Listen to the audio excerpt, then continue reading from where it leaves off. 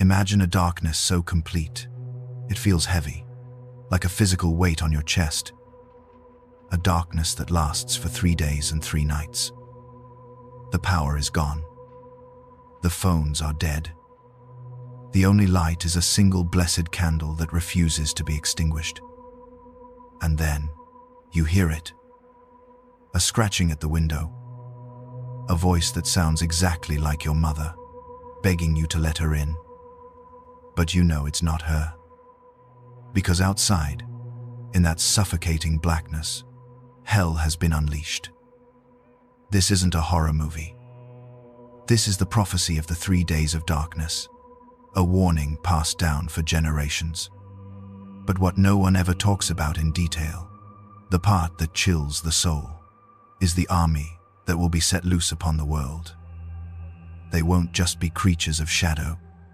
They will be intelligent, cunning, and they will know your name. If you think you're prepared for what's coming, you need to watch this. And if you value your soul, consider subscribing, because understanding this is more than just a matter of curiosity. The prophecy isn't new. It's been whispered by saints and mystics for centuries. Blessed Anna Maria Taigi, an Italian mystic living in the 18th and 19th centuries, spoke of a great chastisement from heaven. She described a thick, pitch darkness that would make the air pestilential, a darkness that would render all artificial light useless except for blessed candles. She warned that during this time, the earth would be ravaged and the enemies of the church, visible and invisible, would be destroyed. Later, the revered Padre Pio, a man known for his piety and supernatural gifts, echoed this warning. He spoke of a terrible day when the sun would be obscured, and the land would be covered in darkness from a Thursday to a Saturday. He urged people to stay indoors, to pray the rosary, and to not look outside under any circumstances. But why? What is so terrible that even a glance could be fatal? It's because the true terror isn't the darkness itself. The darkness is just the stage.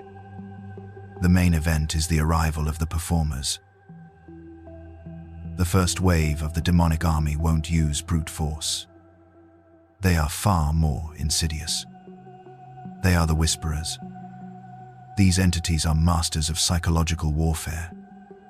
They have had millennia to study humanity, to learn our weaknesses, our hopes, and our deepest loves. During the darkness, they will gather outside your home, and they will call to you. They will use the voices of your children, your spouse, your parents, your closest friends. You'll hear your son crying that he's lost and cold. You'll hear your wife screaming in pain, begging you to open the door and save her. Every instinct in your body will scream to rush outside, to help them. But it's a trap, a soul-crushing deception. Their goal is to exploit your compassion, to turn your love into a weapon against you. They know that if they can make you doubt, make you crack the door even an inch, you are lost. The mystics are clear on this. He who out of curiosity opens his window to look out, or leaves his home, will fall dead on the spot. The whisperers are the first and perhaps the most difficult test of faith. While the whisperers attack your heart, another division of this infernal army will attack your fortress. These are the breakers. They are the embodiment of demonic rage and brute force. When psychological torment fails, they will resort to physical assault. You will feel your home shake to its foundations. The sound will be like 1,000 battering rams pounding on your walls, your roof, your doors. It won't be a natural storm. The sounds will be filled with malice, with an intelligence behind every blow. The breakers exist to create pure, unadulterated terror. Their purpose is to shatter your sense of security, to make you believe that your shelter is about to fail, that you will be buried alive or exposed to the horrors outside. They want you to panic, to run out into the darkness in a blind frenzy. This is a test of fortitude. The prophecies state that the homes of the faithful, and only the faithful, will be protected, not by wood and nails, but by a divine shield. The breakers are tasked with testing the integrity of that shield and the faith of those who cower behind it. Perhaps the most dangerous legion of all are the deceivers. The Bible warns that Satan himself masquerades as an angel of light, and his minions are no different. After the terror of the breakers and the emotional assault of the whisperers, you might be desperate for a sign of hope, and the deceivers will provide it. Suddenly, the cacophony outside will cease. A beautiful, ethereal music will fill the air. A warm, golden light might appear at your window, promising that the ordeal is over, that dawn has come early for the righteous. They might even appear in the form of saints, or the Virgin Mary, or Christ himself. They will speak words of comfort, telling you that you have passed the test and can now come outside to receive your reward. This is the ultimate temptation. It preys on spiritual pride and exhaustion. It offers an easy end to the suffering, but it is the most venomous lie. The true divine intervention will not ask you to disobey the core command, stay inside. The deceivers are the final filter, designed to ensnare those whose faith is strong, but whose discernment is weak. And what of those who fail these tests? Those who open the door out of curiosity, compassion, or deception? For them, the harvesters are waiting. These are the foot soldiers of the damned, the entities tasked with reaping the souls of those who have broken sanctuary. The descriptions from the mystics are terrifying. They are not merely killed. Their souls are taken by demons. This implies a spiritual death, a dragging of the soul to damnation. The harvesters are the grim reality behind the warning. They are the consequence. They move silently and swiftly through the blackened streets, an infernal cleanup crew for the spiritually compromised. Visualizing this is to understand the stakes. It's not about surviving a physical event. It's about safeguarding your very essence from beings whose sole purpose is to claim it for their master. The screams heard in the streets will not just be of physical pain, but of a spiritual agony beyond human comprehension. Close your eyes for a moment. Forget what you would see. What would you times hear? Asterisk. The prophecies don't just speak of darkness, but of a symphony from hell itself. It would begin with the sounds of nature in revolt, thunder that doesn't crack, but times shreds, times the sky, winds that don't howl but shriek with 1,000 voices. Then, the sounds of humanity in its death throes would begin. Screams of terror, pleas for mercy, cries of agony from those caught outside.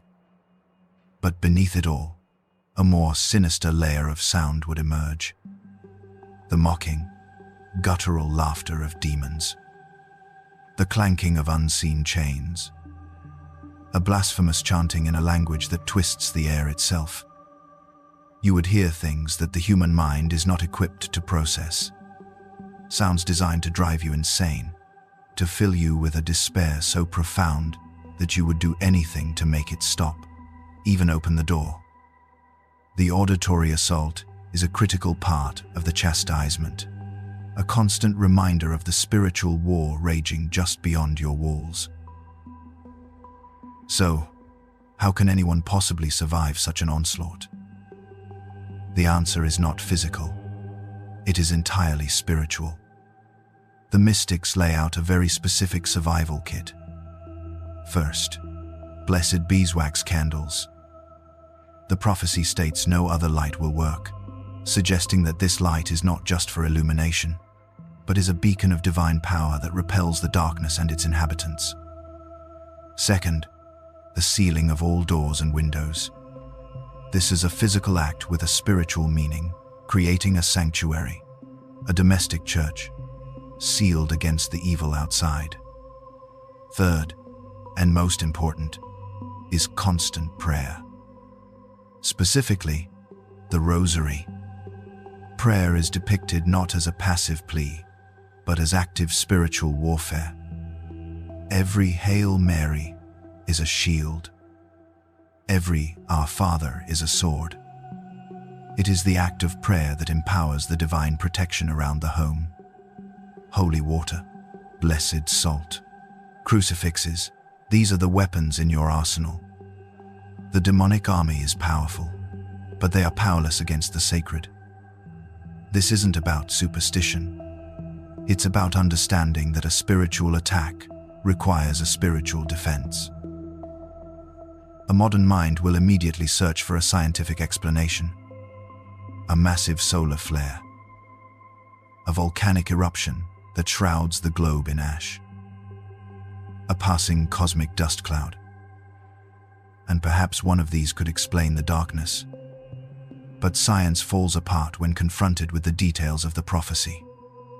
How could a solar flare distinguish between a blessed candle and a regular one? How could volcanic ash produce intelligent, malicious voices at your door? How could a magnetic pole shift be repelled by a crucifix?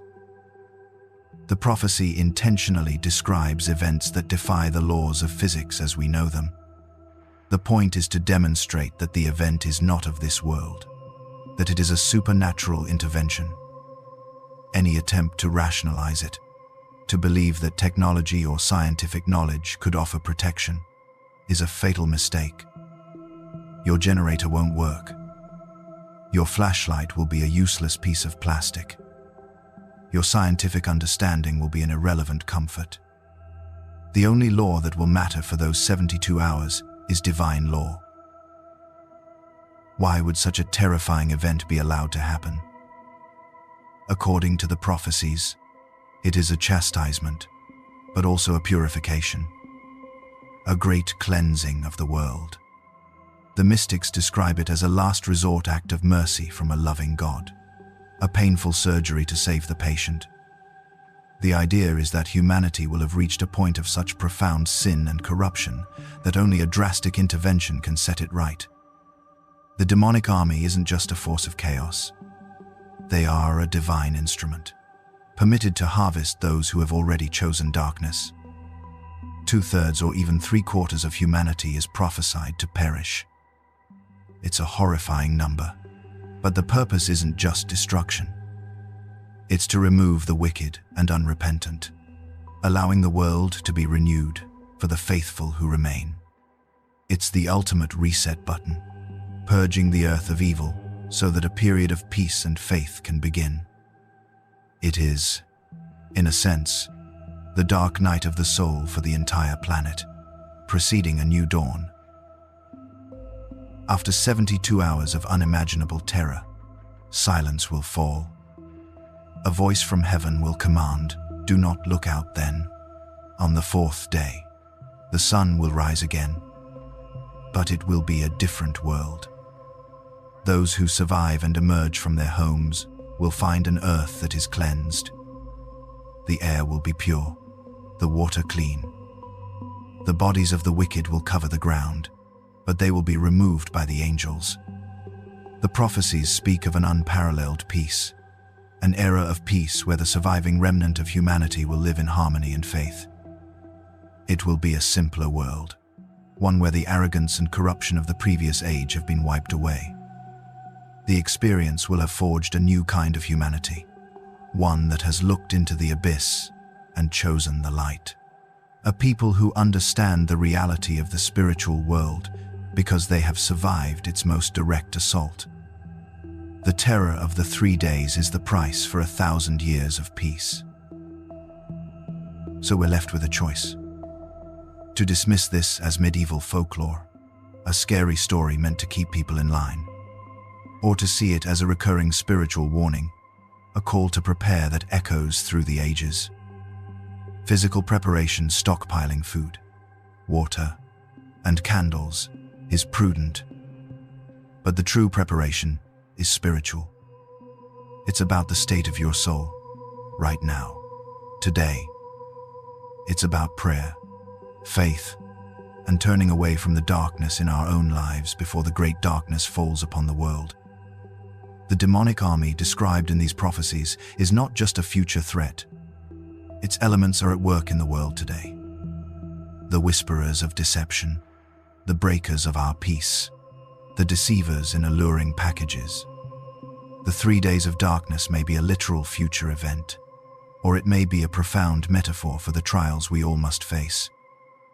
Either way, the question remains the same. When the pounding starts on your door, will your house be in order? Let me know in the comments what you believe. Is this a literal prophecy or a symbolic warning? I read every single one.